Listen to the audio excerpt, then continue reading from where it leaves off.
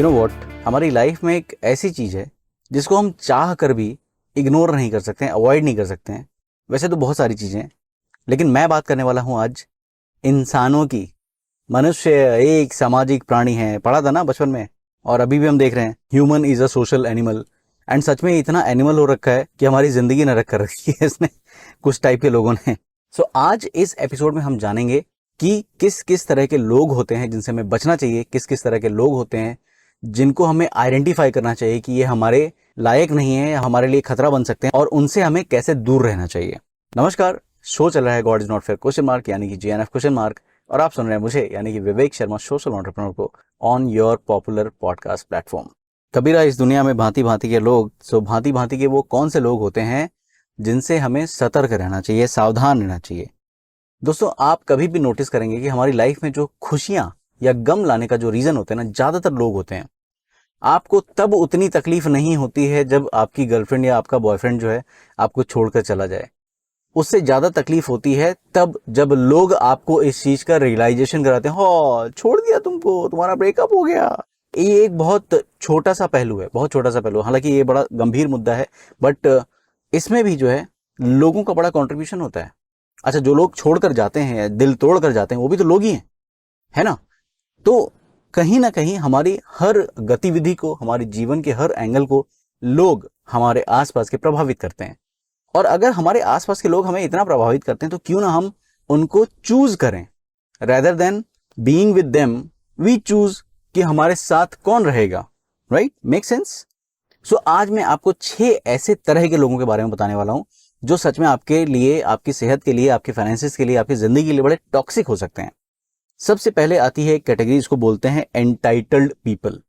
ये वो लोग होते हैं जो आप पर अपना अधिकार समझते हैं।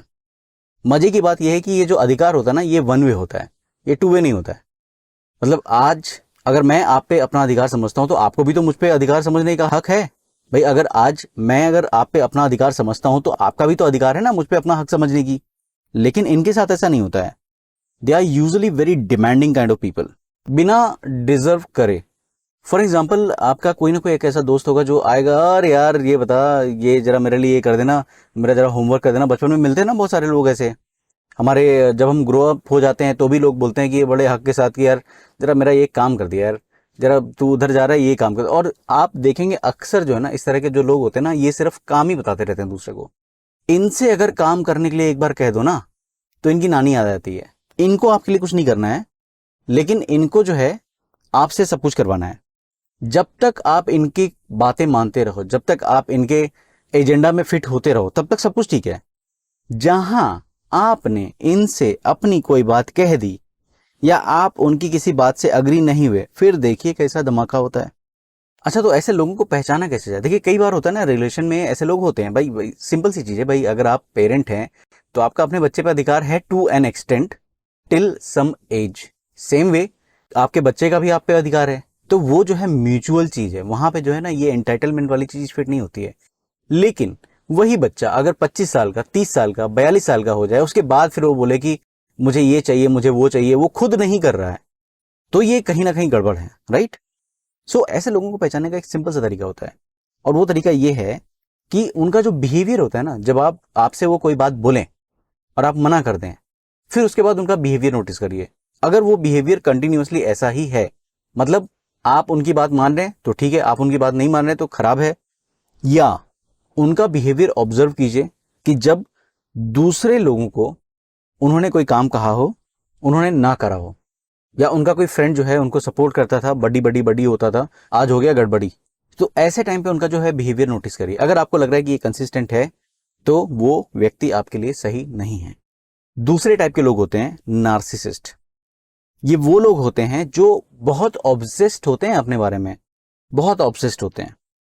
कभी भी उनका मतलब, अगर मैं एक 2 सेंटेंस में अगर बताऊं ना कि उनका किस तरह का बिहेवियर होता है, अहम ब्रह्मास्मि।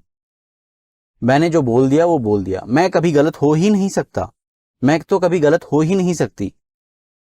और ये वो लोग होते हैं ना जो सोचते हैं कि यार मतलब मैं जो हूं वही सब कुछ है, सेंटर ऑफ अट्रैक्शन है। अच्छा, ये अटेंशन पाने के लिए कुछ भी करते हैं। आपको हर्ट करेंगे, कई बार आपको ब्लैकमेल भी कर सकते हैं, आपको मैनिपुलेट करेंगे। और मजे की बात यह है कि कई बार आप समझ भी नहीं पाते हैं कि ऐसा हो रहा है, you just get into that thing, आप मैनिपुलेट हो रहे हो। ये आपको मैनिपुलेट करने के लिए इस हद तक जाते हैं कि कई बार ये आपको स्टॉक करते हैं, देखते रहते हैं, आपके सोशल मीडिया अकाउंट चेक करते हैं। अगर कहीं आप जा रहे हैं बाहर तो आते जाते आपको नोटिस करते हैं, कहाँ गए, कैसे गए, किसके साथ मिले, किससे बात कर रहे हो, ये सारी चीजें नोटिस करते हैं। और उसके बेस पे जो है अपनी एक धारणा बनाते हैं। उस धारणा के हिसाब से जो है ये आपके खिलाफ नेगेटिव बातें फैलाते हैं, so that you come to them, and तब ये भगवान बनेंगे।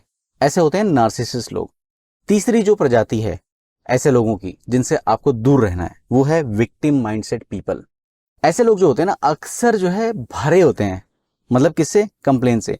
इसने मेरे साथ वैसा कर दिया, उसने मेरे साथ ऐसा कर दिया, इसने उसने उसने उसने उसने उसने उनके मुंह से कभी ये नहीं निकलेगा कि मेरी गलती थी। उनके मुंह से कभी ये नहीं निकलेगा कि मैं खुश भी हूं, या हो सकती हूं, या हो सकता हूं। हमेशा वो दूसरे को ब्लेम करते रहेंगे।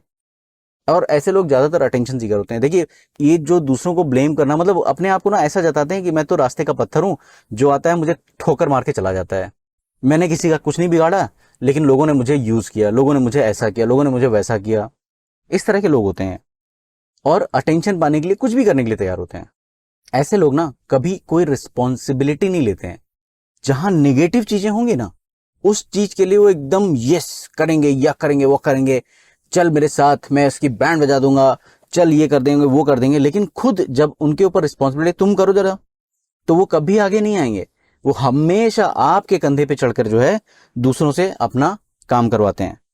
आपसे वो रोना इसलिए रोते हैं क्योंकि आप उनकी मेंटेलिटी के झांसे में आ जाओ। आपको लगे अरे बेचारा है, बेचारी है, इसको जरूरत है। आपको लग रहा होगा कि यार ये तो मतलब बड़ी इनसेंसिटिव सी बातें कर रहा है विवेक आज।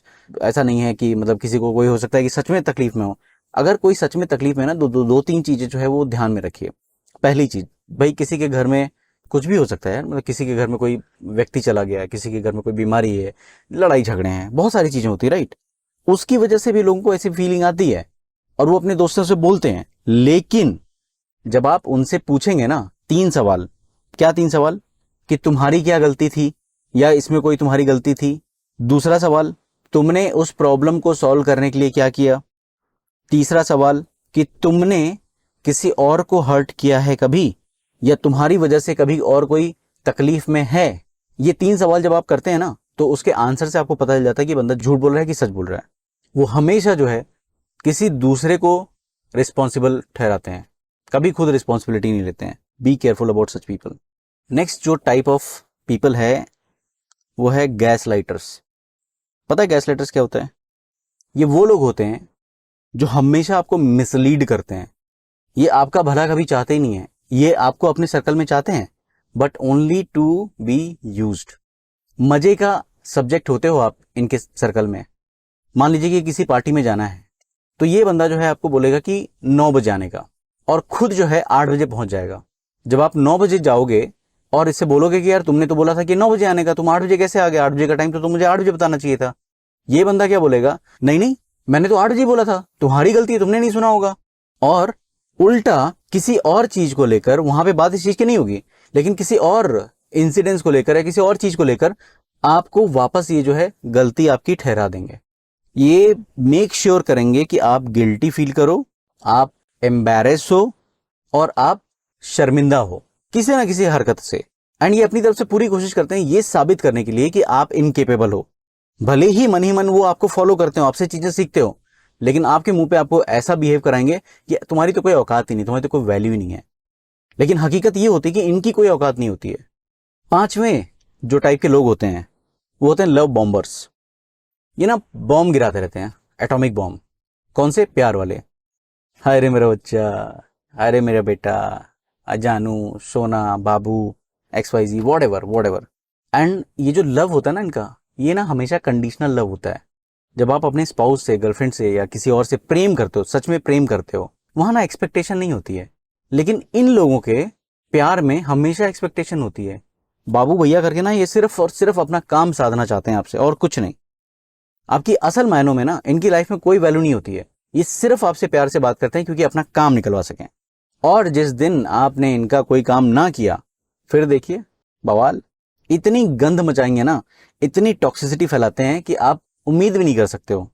और अगर आपको लगता है कि आपके इर्द गिर्द कोई ऐसा व्यक्ति है जो लव बॉम्ब के जैसा दिख रहा है आपको, और आपको टेस्ट करना है कि आपके लिए सही है कि नहीं है, लिटमस टेस्ट करना है ना, सिर्फ 2-4 काम ऐसे कर दीजिए जो वो अप्रूव ना करते हो, या उनकी मर्जी के खिलाफ जो है 2-4 काम कर लीजिए, फिर देखिए आपको पता चल जाएगा। अगर वो सच में आपसे प्यार करते हैं तो उन चीज़ों को एम्ब्रेस करेंगे, उसके बारे में बात करेंगे।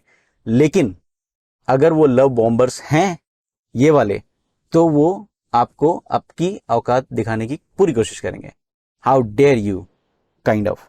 और छठवें और last type of people for today's episode are people with passive aggression. आपको पता है ये सबसे ज्यादा खतरनाक लोग होते हैं, सबसे ज्यादा, क्योंकि नार्सिसिस्ट जो होते हैं ना उनका बिहेवियर आपको दिख जाता है। एंटाइटल टाइप के जो लोग होते हैं उनका बिहेवियर आपको दिखता है। विक्टिम माइंडसेट वाले जो लोगों का बिहेवियर आपको दिखता है। लेकिन पैसिवली एग्रेसिव जो पीपल होते हैं ना, इनका बिहेवियर दिखता नहीं है आपको। ये ना खुन्नस से भरे लोग होते हैं, खुन्नस से। इनको आपकी कोई बात अच्छी नहीं लगी ना, भाई यूजुअली क्या होता है, आप मान लीजिए कि आपको मेरा एपिसोड पसंद नहीं है, ठीक है, तो आप क्या करोगे भाई? आप अगर एक्टिव एग्रेशन दिखाओगे तो बोलोगे अरे यार तुम बकवास की बातें करते हो, ये सब फालतू की चीजें हैं, मैं नहीं मानता इन सब चीजों को, राइट। दूसरा क्या करोगे आप?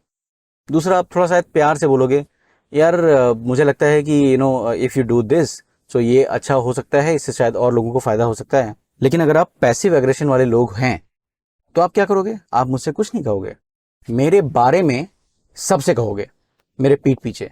ये बड़े खुन्नसी लोग होते हैं, बहुत खुन्नसी लोग होते हैं। And they are always jealous of you.